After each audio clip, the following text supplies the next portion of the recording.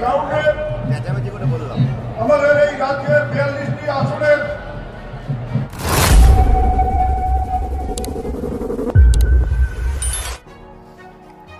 যারা বিজেপির হয়ে কাজ করবে তাদের হাত দুমড়ে মুচড়ে ভেঙে দিতে হবে। ময়নাগুড়ি জনগর্জন সভা থেকে হুঙ্কার দিলেন উদয়ন গুহ।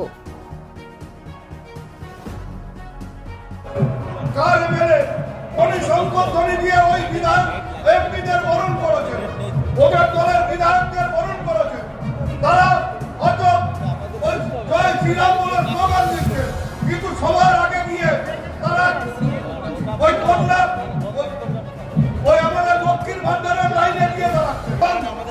ক্ষমতায় এলে 3000 করে যেটা দিতে হবে না। Bureau report, RPTV news Bangla. RPTV news Bangla.